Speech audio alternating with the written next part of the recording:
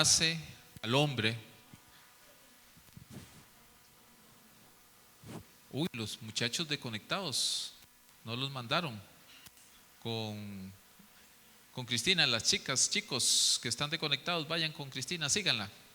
Síganla, dice que tiene confites para todas. Vayan.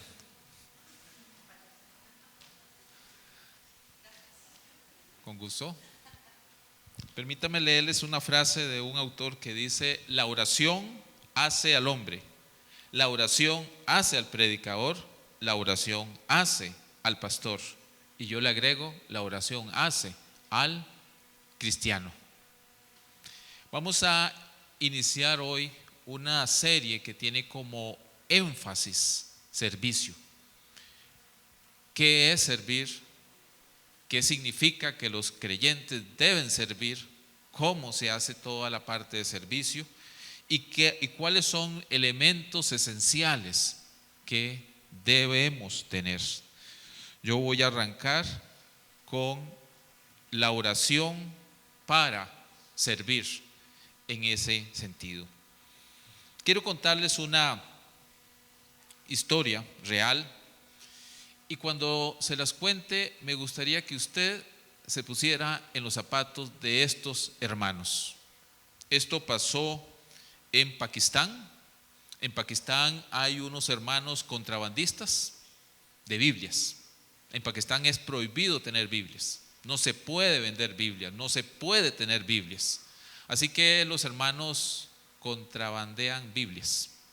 Aquí en Costa Rica contrabandeamos otras cosas, drogas, licor y un montón de mercadería. Allá lo hacen con las Biblias. Bueno, no los creyentes, esperaría que no contrabandeen aquí ese tipo de cosas, pero allá lo hacen con las Biblias. Así que permítame contarle la historia de un equipo que dirige un pastor que se llama Faisal. Ellos distribuyen Biblias en diferentes lugares de Pakistán, y una noche, por ahí de las 9 de la noche, cuando ellos regresaban de haber pasado 3 días en diferentes aldeas de la zona norte de Pakistán repartiendo Biblias entre creyentes que encontraban y que se daban cuenta, venían por unas carreteras que obviamente nos quejamos mucho nosotros de esas carreteras nuestras, pero allá son peores. Así que ellos venían a muy baja velocidad por una carretera llena de muchos baches y venían muy despacio, y cuando tuvieron que frenar en alguna de esos lugares, los rodearon una banda de ladrones que tenían muy mala fama en esa parte de Pakistán. Mientras les quitaban todo lo que tenían, los apuntaban con armas. Ellos sabían que normalmente estos asaltantes les quitaban todos y mataban a las personas. Así que ellos les rogaron diciéndoles: ¿por qué quieren matarnos? Mientras les entregaban todas las cosas. Inclusive uno de los chicos de 13 años que iba con ellos, el más joven del equipo, les dijo: aquí tenemos Biblias, se las regalamos, se las damos. Y ellos les gritaron diciéndole: no necesitamos esto, y las botaban. 2 kilómetros más adelante estaba el otro equipo esperándolos, nerviosos porque no los veían regresar. 20 minutos después llegaron, muy nerviosos, conmocionados, asustados y golpeados, sin sus pertenencias. Los ladrones les habían dicho: váyanse, no se detengan, apaguen las luces, porque si lo hacen, los matamos. El robo que ellos experimentaron no era la única situación difícil que los contrabandistas de Biblias sufren en Pakistán. Todos los años ellos dedican semanas a entregar Biblias gratuitas en diferentes pueblos donde hay creyentes, principalmente nuevos creyentes, que es la única manera en que pueden leer las Escrituras. Es más, en varias ciudades al norte, ellos siempre les dicen: gracias, son como agua para una alma sedienta cuando reciben su Biblia en su idioma.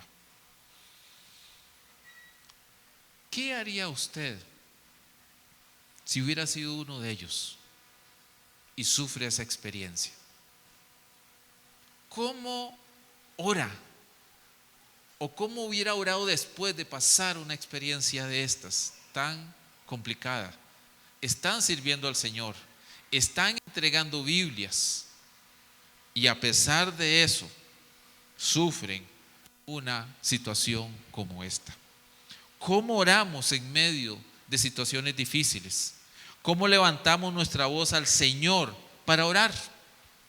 Si a pesar de lo que hacemos y servimos a Dios, las cosas siguen estando mal o peor, servimos y nos va peor.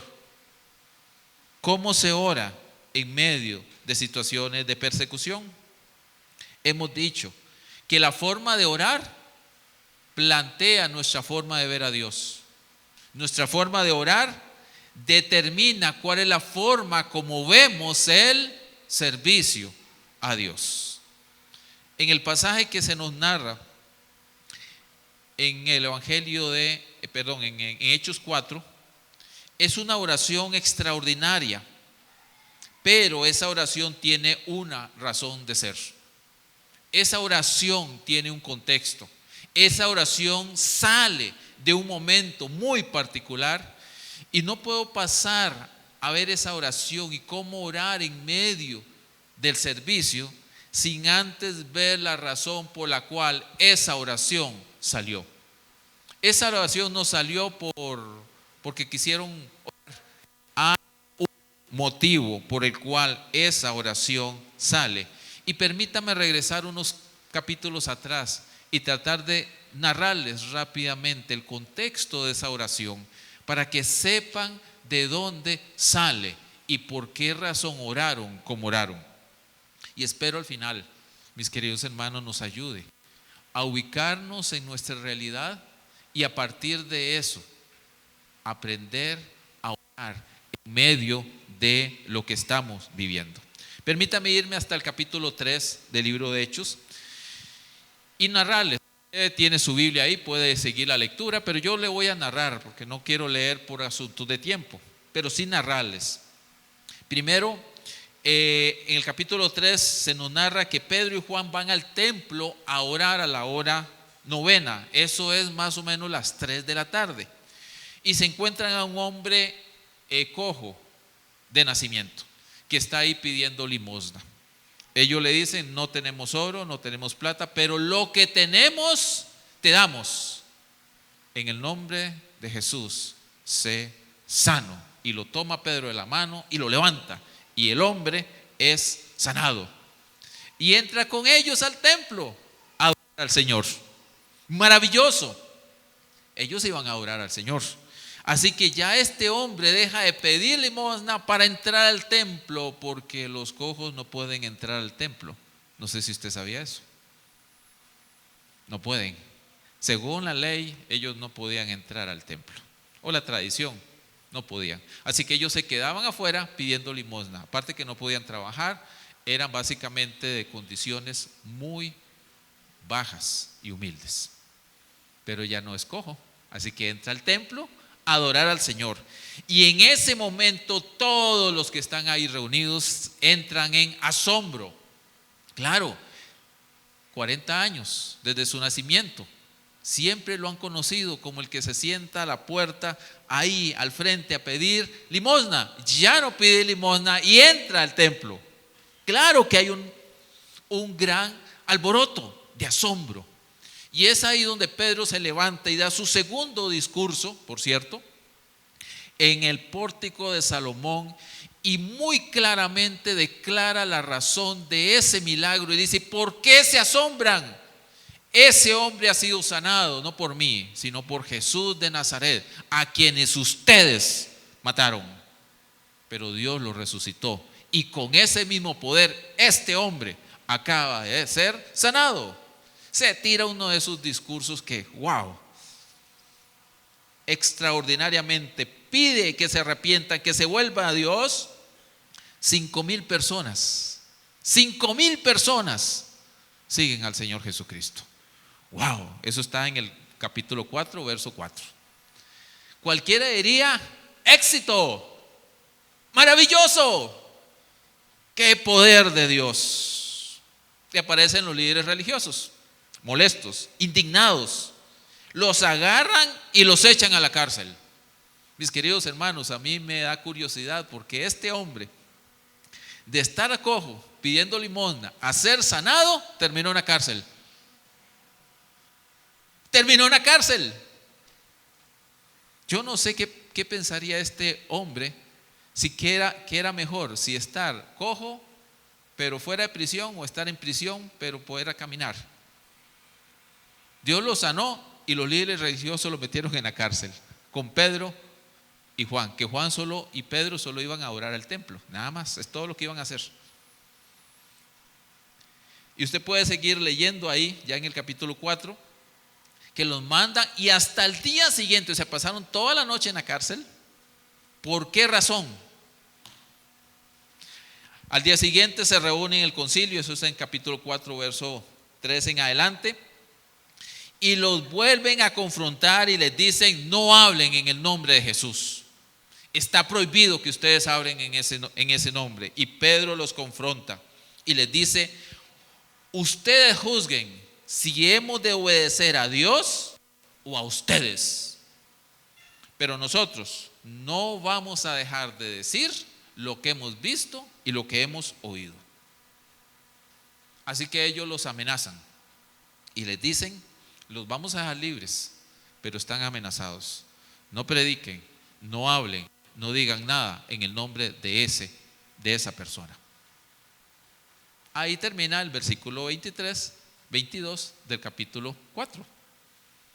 Pedro, Juan y el cojo, que ya lo liberaron por fin, ya pudo llegar de su familia, ya pudieron verlo, porque lo habían dejado ahí, todo el mundo se había ido, es sanado, y en la tarde lo recogían y lo llevaban a la casa, porque él no podía caminar, era lo común. Pues no lo encontraron, estaba en la cárcel. ¿Por qué razón en la cárcel? Porque lo habían sanado. ¿A quién lo meten en la cárcel por ser sanado? Díganme ustedes, mis queridos hermanos. ¿Por qué razón a Pedro y a Juan los meten en la cárcel? ¿A quién le cabe en la cabeza estar haciendo el bien, estar ayudando a otro y terminar en la cárcel? Esas son las cosas ilógicas de este mundo y que le pasa a todos los creyentes. Es ahí donde inicia el versículo 23, cuando quedaron en libertad. Si ya entendemos a qué se refiere, por qué quedaron en libertad, porque los dejaron libres, porque no hallaban forma de meterlos en la cárcel. Todavía no hallaban forma. Más adelante sí lo hicieron. Más adelante los asesinaron, más adelante los atormentaron, más adelante los mataron, los metían en la cárcel y hacían atrocidades. Más adelante, todavía no, pero más adelante sí. Eso va a pasar a partir del capítulo 7, 8 en adelante. Me tocará, por cierto, hablar del primero y el último de estas oraciones en el libro de Hechos, en medio de esa realidad, de cómo se sirve en medio de la persecución. Ahora, ¿cómo se ora cuando se sirve al Señor? Ellos están sirviendo. ¿Cómo oran? Salen, llegan a los suyos, y entonces, ¿qué hacen ellos? ¿Qué se hace cuando uno sufre persecución? ¿Qué se hace en medio de una realidad tan difícil? ¿Cómo oras cuando las autoridades te dicen: obedezcan a nosotros, no hablen de Jesús y no sirvan a Dios? ¿O desobedeces a las autoridades y sirves al prójimo y a Dios? ¿Qué se hace en esa realidad? ¿Cómo oras para servir ahí? Ellos hicieron lo que era característico: oraron juntos. Una característica que tenían en esa época. No es la primera vez que oran juntos. Así que el texto dice que se unieron a una voz, unánimes a Dios, y dijeron lo siguiente: Y quiero mencionar estas 5 afirmaciones en su oración que muestran cómo ellos oraron en medio de esta realidad tan difícil. Están amenazados. Tienen una amenaza encima. No pueden predicar de Jesús. Punto. Esa es la amenaza. ¿Qué haría usted? Ellos oraron. Antes de hacer algo más, oraron. Y oraron de la siguiente manera. Número 1, verso 24. Señor, tú eres el que hiciste el cielo, la tierra, el mar y todo lo que hay en ello. Acuden a Dios como Creador todopoderoso. Esta es la primera cosa a la cual ellos se acercan, que es común a las oraciones en el Nuevo Testamento. Acuden a Dios partiendo de que Dios es el creador de todo. Es más, esta frase hace eco del Salmo 27, verso 1 y verso 2. Del Señor es la tierra y todo lo que hay en ella, el mundo y los que en él habitan, porque él fundó sobre los mares y la sentó sobre los ríos. No es la primera vez que una oración parte de que Dios es el creador de todo. Acercarse a Dios implica reconocer quién es Dios, y ellos lo reconocen como el creador de todo, el soberano, el que tiene el control, el que es dueño de todo, el que gobierna sobre todo. Esa es su primera premisa de oración. Me acerco a Dios como el creador, como el Señor, el todopoderoso. Esa es la primera premisa. Su segunda premisa, verso 25 y verso 26. No solo es el creador de todo, sino que este Señor se ha revelado.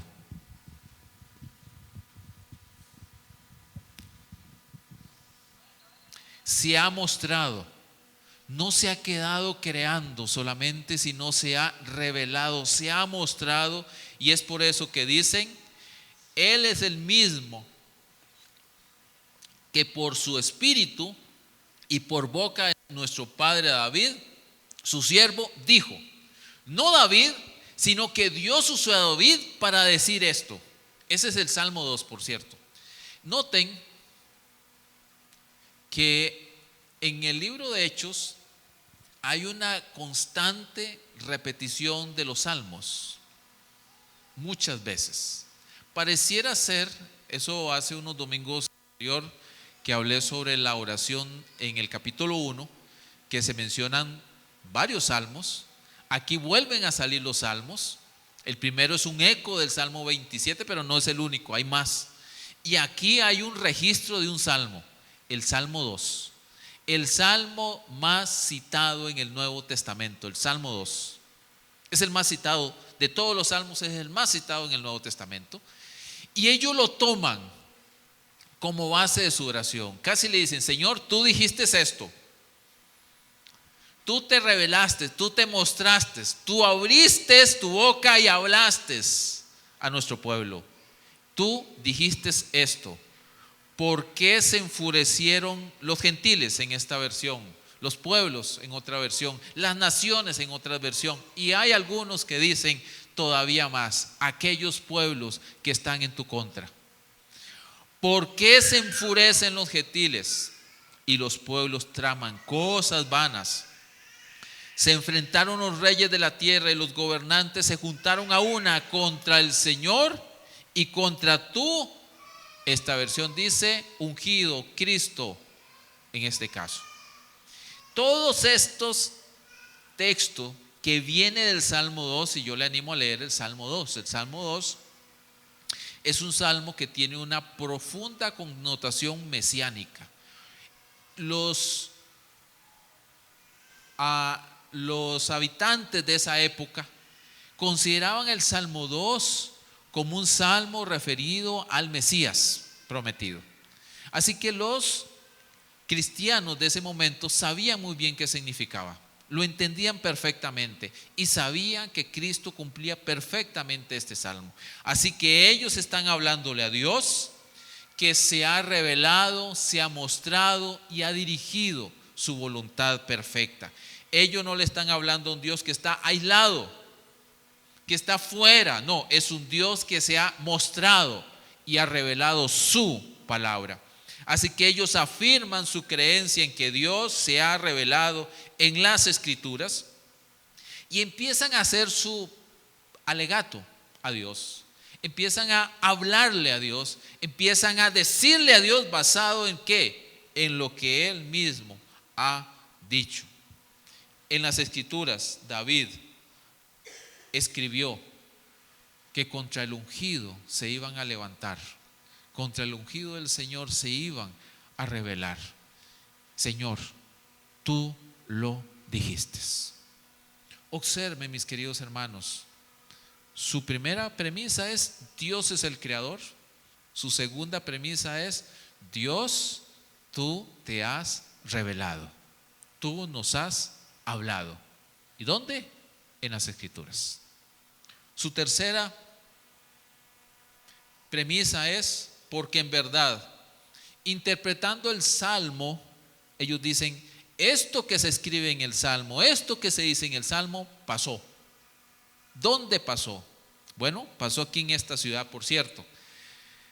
Lo que está pasando aquí, eso pasó, son 2-3 meses atrás, había pasado la muerte de nuestro Señor Jesucristo y su resurrección. ¿Ok?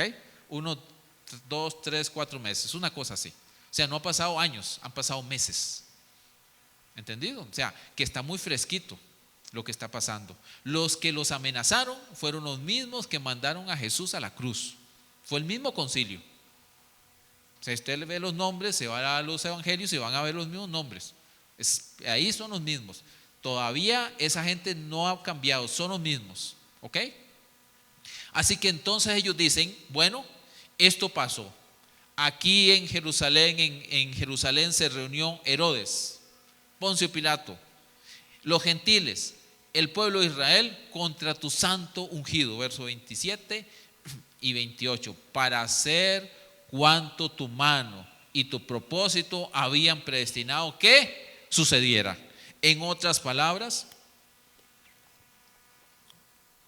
ellos afirman que Dios es soberano sobre la historia, que nada de lo que ocurre sin que Dios tenga el control. Dios no ha perdido el control. Dios sigue siendo el Dios que dirige la historia.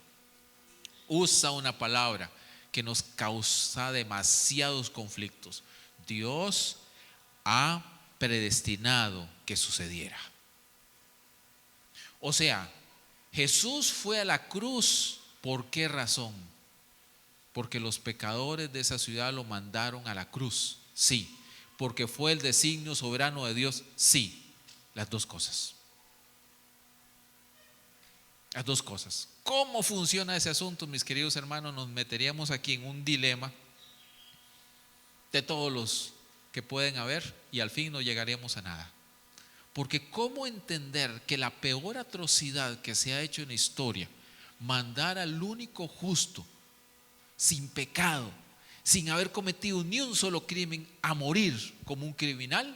¿Cómo es posible que ese acontecimiento sea la peor atrocidad y a la vez la predestinación de Dios?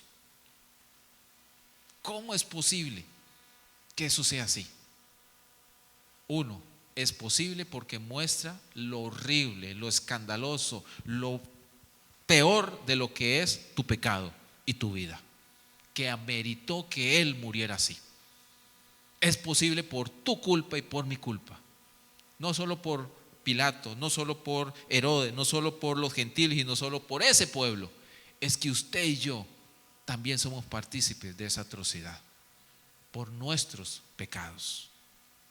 Pero también es posible porque ahí se muestra el amor de Dios. Porque en vez de que usted y yo pagáramos lo que nuestros pecados merecemos, Él lo hizo ahí en la cruz por nosotros. Eso es lo que significa que en ese acto tanto fue la maldad de toda la humanidad como la bondad y el amor de Dios a la vez. Es difícil de entender, es difícil de cómo es posible, pero mis queridos hermanos, eso es lo que nos provee salvación. Y a veces es más sencillo aceptarlo por fe que entenderlo y no aceptarlo. Ellos lo sabían. Jesús sufrió la oposición de todos los poderes de este mundo. Herodes y Poncio Pilato, los poderes políticos, lo mandaron a la cruz. Los gentiles, el poder económico, y el pueblo de Israel, ese poder religioso, se levantaron contra el ungido del Señor y lo clavaron en la cruz. Pero eso fue el designio de Dios para destronarlos, para destronar su poder y lograr así libertad del poder del pecado para todo aquel que se arrepienta y vuelva a Cristo Jesús. Ellos apelan al Dios de la historia, apelan a este Dios soberano, apelan a un Dios que tiene el control total de la historia. Y dicen: creemos en que tú, oh Dios, tienes el control. Así que, teniendo esto claro, en el verso 29 dicen: ahora, Señor, y esta es una parte que me sorprende, ya han hablado de Dios como creador, del Dios que se ha revelado, del Dios que tiene el control de la historia, aún de la peor escena que pudieron haber vivido, la muerte de Jesús en la cruz. Y entonces ahora se vuelven a ellos. Ahora, Señor, considera sus amenazas. Ojo, no están diciéndole que quite las amenazas, no están diciendo que los libre de las amenazas, no están diciendo que los saque y que esas amenazas vayan a otros. Simplemente dicen: considera tú las amenazas y permite que tus siervos hablen tu palabra con confianza. Suave, pero no es cierto que les habían prohibido que hablaran la palabra, ¿verdad? Pero ¿qué están pidiendo? Todo lo contrario. O sea, danos valor. En otra versión dice que no tengamos miedo. Me llamó la atención que varias canciones repetían el no sucumbir al temor y al miedo. No sé si le prestaron atención, yo sí. Varias canciones. En otras versiones así lo dicen: considera sus amenazas y permite que hablemos sin miedo tu palabra. O sea que ellos lo único que están diciéndole es: nos amenazan, pero esas amenazas las ponemos en tus manos porque nosotros queremos seguir predicando el evangelio. Lo que están pidiendo, mis queridos hermanos, es volverse desobedientes a la autoridad que les está prohibiendo predicar. Eso es un desafío extraordinariamente complicado. ¿Por qué? Porque se vuelve una tensión en cómo lograr vivir en este mundo, cuando vivir como cristiano significa ir en contra del mundo, significa ir en contra de todo lo que esta sociedad dice que debemos hacer y pensar y actuar. Cuando ser cristiano, solo por serlo, ya nos meten problemas. Solo por serlo.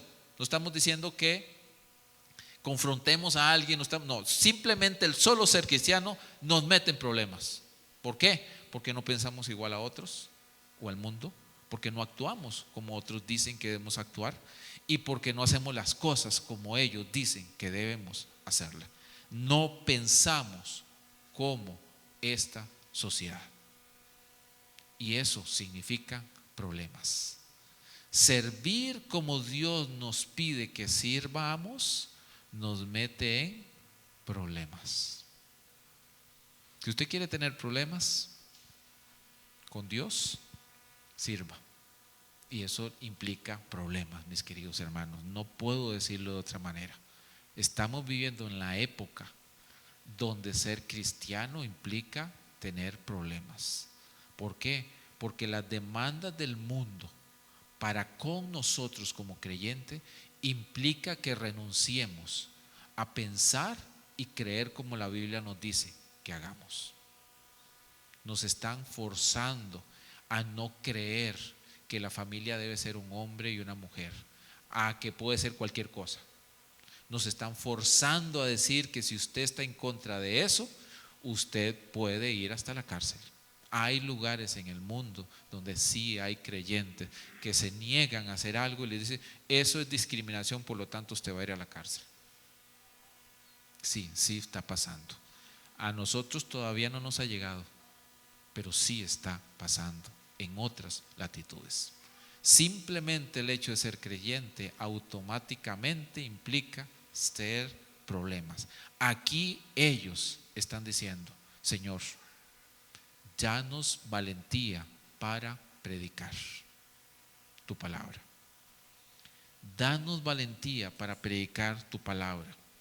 En otras palabras, ellos le están pidiendo a Dios poder para servir. ¿Qué mal hicieron Pedro y Pablo? Dígame, a un hombre lo sanaron, nada más. Y cuando les preguntaron, simplemente dijeron la verdad. Jesús lo sanó, pero ya había muerto. No, ustedes lo mataron, pero no está muerto, ahora está vivo. Dijeron la verdad. Y eso fue suficiente para todo este problemón. Eso fue todo. Díganme, mis queridos hermanos, ¿cuál es el problema? Pero no solo siguen pidiendo esto. Verso 30. Mientras extiendes tu mano, a Dios le están diciendo que Dios extienda su mano para que se hagan, ¿qué cosa? Lo que ya ha pasado: curaciones, señales, prodigios mediante el nombre de tu santo Señor Jesucristo. Miren, hermanos, ellos acaban de hacer una oración que va en contra de todo lo que les acaban de decir. Les dijeron, no hablen el nombre de Jesús, no usen ese nombre, no hagan nada, no prediquen, nada de eso. ¿Y qué dijeron? Señor, danos poder para hacer eso. Y que tu mano se muestre haciendo lo que ellos dicen que no debemos hacer. Una oración completamente, déjenme usar una palabra, subversiva. Una oración completamente contra cultura. Una oración completamente que va en contra de todo. Una oración desafiante. Hacer esta oración en ese momento era meterse en problemas. ¿Oraría usted así? Miren, mis queridos hermanos, yo tengo semanas de darle vuelta a este texto y tengo que confesar que estuve a punto de no venir a predicar esto, porque una de las primeras cosas que me encontré con ese texto es que me encontré con ese texto extremadamente asustado, porque si yo oro así, caramba, esos son problemas serios para mí, para mi familia, para esta iglesia, más de los que hemos vivido hasta hoy, más. Para los creyentes de esta época, sí, más. Es cuestión de que usted ponga la noticia y usted se le para el pelo de todo lo que dicen que va a pasar en este país y en otros. Es asustante. Orar así es meterse en problemas. Y verás que a mí no me gustan mucho los problemas. Yo no sé usted, pero a mí no me gusta metiéndome en problemas, y menos problema ajeno. Así que realmente esta oración ha sido un desafío. Y todas las noches que he ido haciéndola, poquito a poco, he dicho, Señor, la hago, pero ten misericordia de mí. Méteme de a poquitos, no de un solo bombazo, de a poquitos, por favor, porque esto me asusta. Este tipo de oración no son oraciones para hacerlas así porque así. Son oraciones que implican un cambio total de vida. Es el tipo de oración que tenemos que hacer para servir a Dios, porque muchas veces no servimos, no colaboramos, no ayudamos. ¿Por qué? porque definitivamente no estamos dispuestos a cambiar la realidad. Servir y hacer algo por otros implica un cambio total de realidad en mi vida, en mi manera de pensar y automáticamente en la de otros. Estas oraciones implican pedirle a Dios que intervenga en la vida de otros, y eso muchas veces no agrada. Déjeme terminar simplemente diciendo qué pasó con esta oración. Dios la contestó. ¿Cuál fue el resultado de esta oración? ¿Cómo Dios respondió a esta oración tan pequeña que se hace en un par de segundos? El verso 31 menciona 3 detallitos sobre cómo Dios contestó esta oración. Después que oraron, el lugar donde estaban reunidos tembló. Hay una manifestación natural de Dios.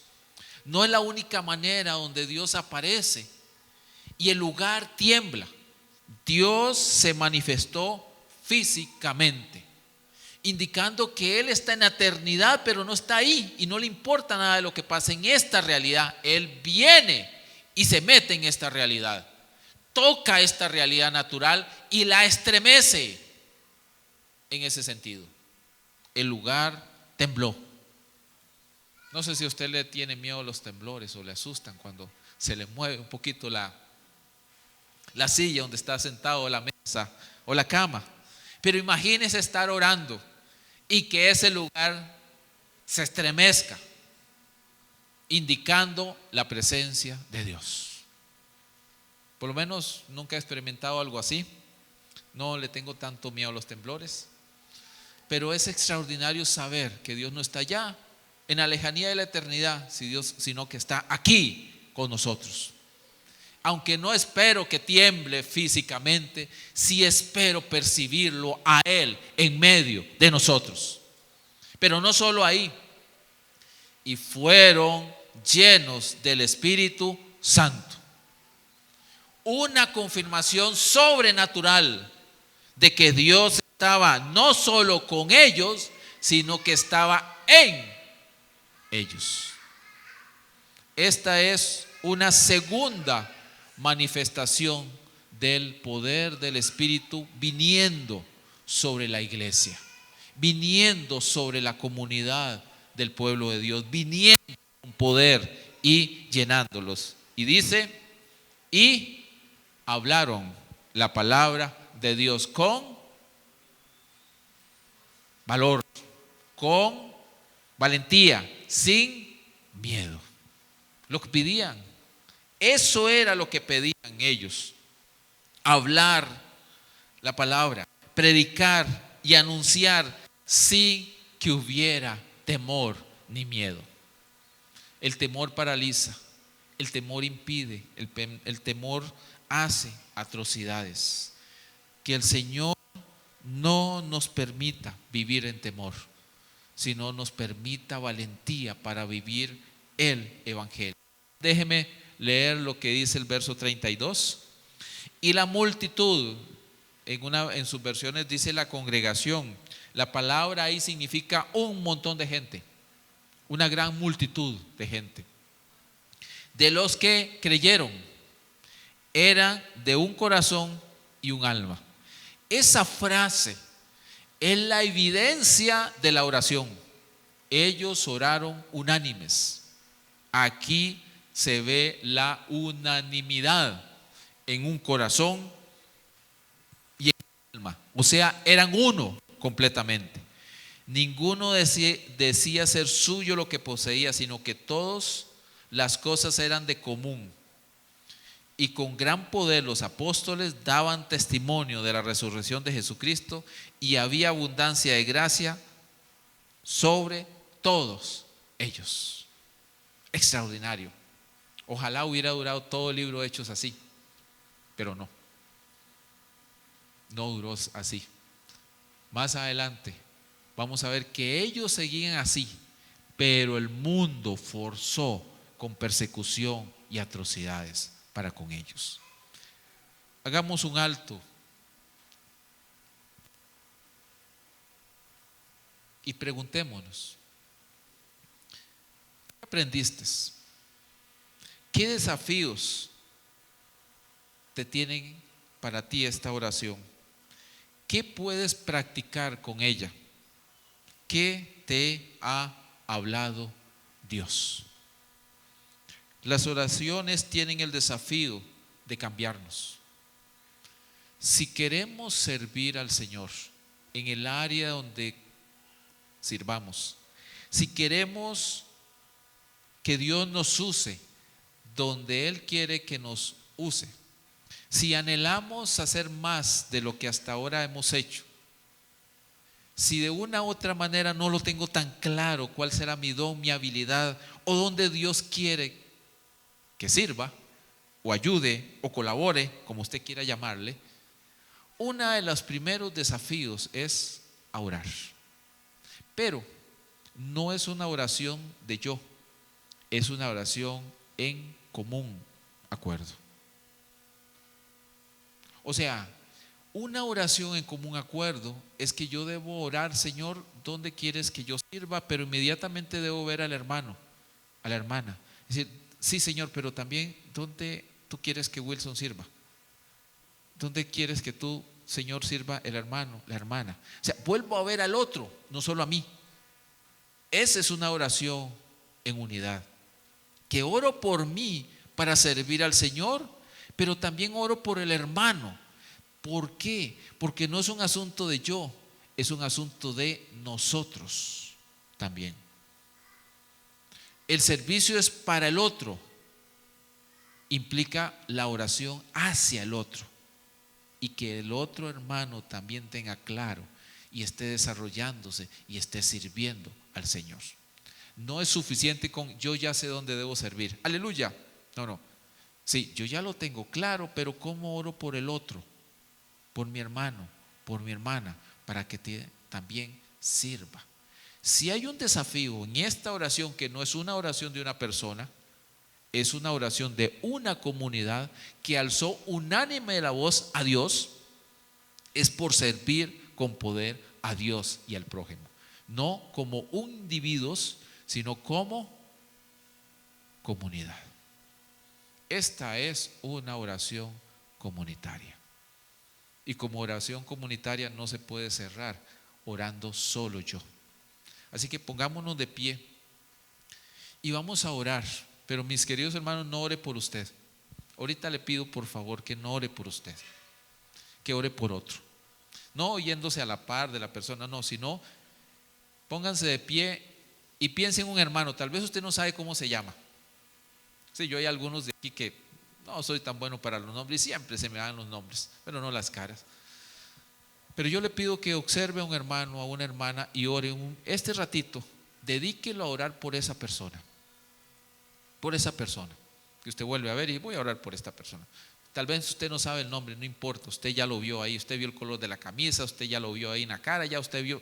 Ore por esa persona en términos de que sea el Señor que toque la vida de este hermano, hermana, para que desarrolle una profunda convicción con el Señor. ¿Para qué? Para servir al cuerpo de Cristo. Servicio. Ore por ese hermano, levante su voz ahí, ore. Señor, tenemos un gran desafío, Padre, como congregación: servir. Pero antes de ir a servir, estamos levantando nuestra voz, orando los unos por los otros, pidiéndote, Señor, que tu gracia venga sobre mi hermano, sobre mi hermana, que tu convicción venga sobre cada uno de ellos, pidiéndote, Dios, que tu Espíritu los guíe a un servicio a ti, a tu obra. Señor, que doblen rodillas con la firme convicción de clarificar en ti lo que tú quieres que hagan. Señor, oro por cada uno de mis hermanos que hoy están acá, pidiéndote, Señor, que tu Espíritu toque sus corazones, sus vidas, sus familias, Señor, sus trabajos, donde están. que se vuelvan embajadores tuyos en palabras, en hechos, en convicciones, que puedan mostrar tu gracia, que tu Espíritu los empodere, tú que eres el Dios creador de todo, tú que eres el Dios que se ha revelado y mostrado en tu palabra, tú que eres el Dios que tiene el control de la historia. Señor, ponemos en tus manos toda amenaza, ponemos en tus manos todo conflicto, ponemos en tus manos toda situación difícil y te pedimos que tú lo consideres, pero que nos des a nosotros poder para hablar tu palabra, Señor, para hablar tu palabra, para vivir tu palabra, para hacer de tu palabra el centro de nuestras vidas con valentía. Mientras tú, Señor, pones tu mano poderosa, haciendo lo imposible posible. Señor, que tú intervengas en las vidas de nuestros hermanos para sanar, para liberar, para transformar. Señor, para hacer lo imposible posible. Creemos en ti, Señor, y confiamos, y por eso nos ponemos en tus manos para que seas tú quien hagas una obra maravillosa en medio de nosotros. Señor, desafía nuestros corazones para vivir por tu palabra y orar para que nuestros hermanos reciban de ti poder y gracia. Lo pedimos en el nombre de Jesús. Amén. Yo le quiero dar un desafío, y es que dedique esta semana a orar por un hermano de la congregación, con una única oración. Señor, que mi hermano, mi hermana crezca y sirva para tu gloria. Nada más. Un par de segundos es todo lo que le llevará. Si usted necesita saber el nombre, pídaselo. Si usted viene y me dice, quiero orar por usted, aleluya, le agradeceré mucho y le haré una lista, si quiere, de 20 páginas para que ore por mí. Hay un montón de cosas, pero con solo esa oración por mí, yo se lo agradecería. Yo quiero servir mejor al Señor y lo necesito a usted. Así que ore en esa dirección por hermano. Par de segundos es todo. Si sabe el nombre, aleluya, qué bueno. Si no, Dios sí lo sabe, pero usted constantemente orando para que aprendamos a servir y servir para la gloria de Dios. Amén. Que el Señor les bendiga, queridos hermanos, y les dé una semana fructífera en servicio, amor y gracia para su gloria y su honra. Que el Señor les guarde.